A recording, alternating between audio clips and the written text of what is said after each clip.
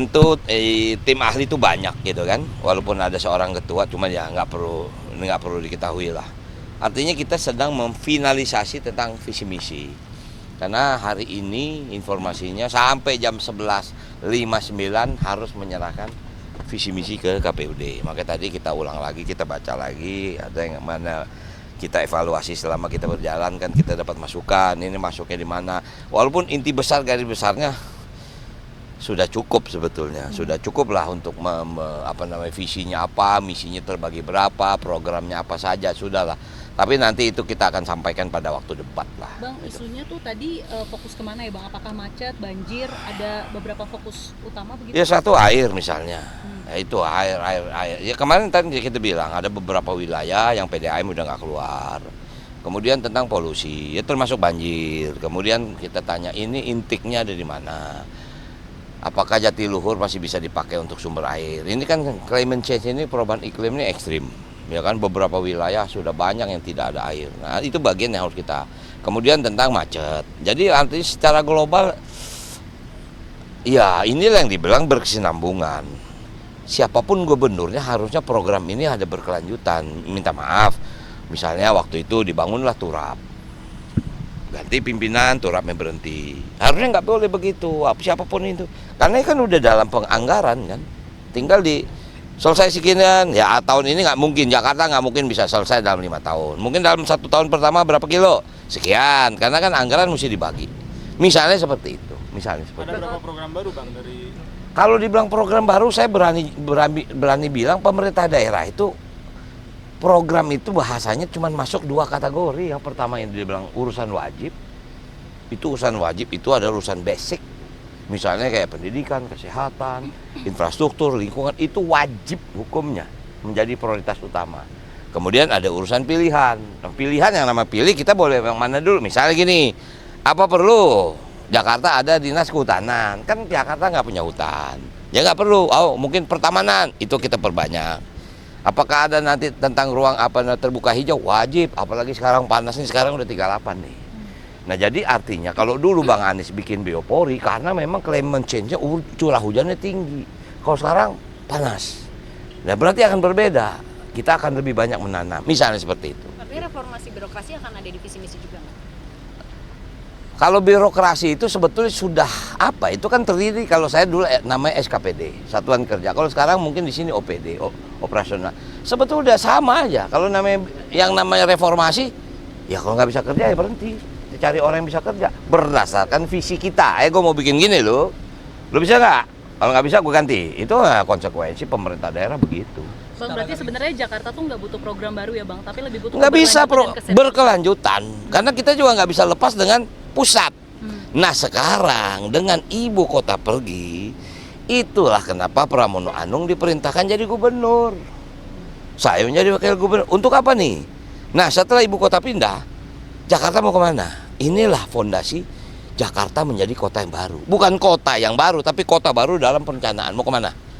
Gitu, Bang, misalnya. Undang-undang mau digeber yang mana nih Bang? Hah? Yang mau digeber dulu dalam perencanaan tuh yang mana? Nggak bisa semua geber prioritas yang mana. Macet utama. Banjir juga utama. Itu utama banjir kemarin. Makanya sekarang ini kan kunci pemerintah daerah kan BMKG. Dulu BMKG nggak didengar. Cuman dipikir ramalan saja. Sekarang enggak, menjadi guidance, menjadi pegangan. Macet sama banjir perlu menggusur belum Bang? Karena kan lahan sedikit. Sekarang kita lihat, tadi Harmoni kan kita lihat. Tadi kalau ente tadi ngikut lewat Harmoni, itu kan mulai dibikin. Bakal ada jalan di atas kali kan. Karena kalau bikin baru nggak bisa. Kita harus jalan ke atas. Bahasanya juga nggak terlalu biaya besar daripada kita dibawa. Kecuali memang terpaksa harus melalui sebuah daerah yang memang tidak bisa ada. Inti utama pemerintah itu tidak boleh menyengsarakan masyarakatnya. Kecuali tidak ada cara lain kita sosialisasi. Intinya itu. Bang, kalau di Undang-Undang DKJ kan ada juga wilayah aglomerasi. Jadi nanti Jakarta bekerja sama Jawa Barat. Harus, makanya ada Jabodetabek. Bang? Itu udah masuk dalam. Karena selama masih ada Undang-Undang Jabodetabek Punjur, nggak akan bisa berubah kecuali undang-undangnya dicabut. Gitu loh. Kerjasamanya dalam hal apa sih Bang? Banyak lah. Saya ini kan pernah menjadi gubernur Banten. Saya pernah menjadi ketua tim koordinasi wilayah Jabodetabek Punjur. Itu biasanya pimpinannya berganti tuh. Banten, nanti gubernur Jawa Barat sama gubernur DKI. Karena apa? Jakarta nggak bisa menyelesaikan sendiri. 13 sungai yang melintas berangkat, ada yang dari Puncak, ada yang dari Tangerang, melintas Jakarta. Makanya kenapa? Waktu itu ada yang dibilang normalisasi, ada yang dibilang naturalisasi, segala macam. Artinya itu tinggal kelanjutan aja. Nggak bisa ada yang baru. Yang baru apa? Hidup manusia harus dilayani. Itu yang baru. Karena setiap hari.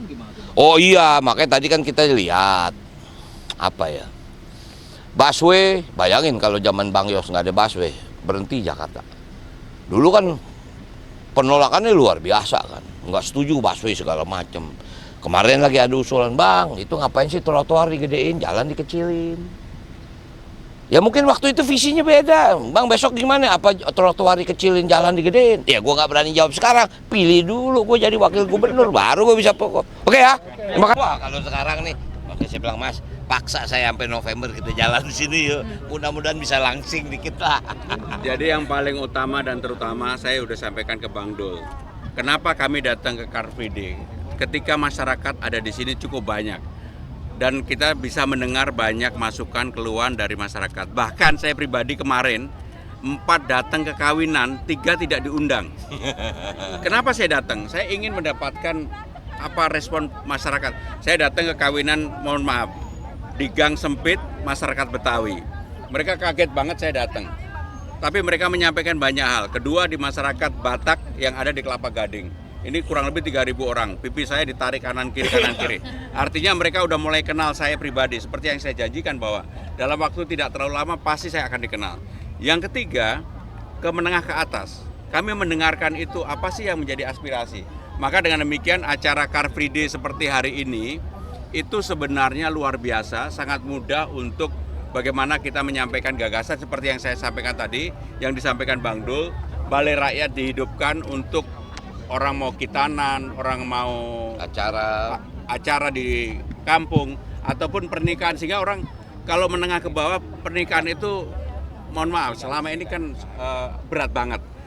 Hal-hal kecil itulah yang akan kami lakukan, bukan lagi yang bersifat mercusuar sama sekali enggak. Kalau pertanyaan prioritas apa, semua masalah yang ada di bawah itulah prioritas kami, ya. Jelas ya? Kalau hari ini ada memberi keluhan gitu enggak? Oh, Tadi kan banyak ketemu banget. Banyak kan Mas, ada Banyak. yang disabilitas, Saya ada yang lain. saya terus terang waktu ketemu ibu-ibu itu seperti ibu saya. Persis seperti ibu. Makanya saya kaget banget dan saya agak terharu untuk itu. Sehingga dengan demikian teman-teman sekalian, belanja masalah itu bisa di mana-mana, mendengarkan aspirasi masyarakat juga bisa di mana-mana. Alhamdulillah ada pertanyaan mendasar tadi. Dulu yang Ahok bagus, balai kota dihidupkan, pasti dihidupkan lagi. Tapi kita sempurnakan. Pak Anies dengan rumah hunian padat dan juga untuk resapan biopori yang bagus kita lanjutkan. Sehingga kami tidak kemudian mendiskriminasikan mana itu Pak Ahok, mana Pak Anies, mana Pak Foke, mana Pak Setia.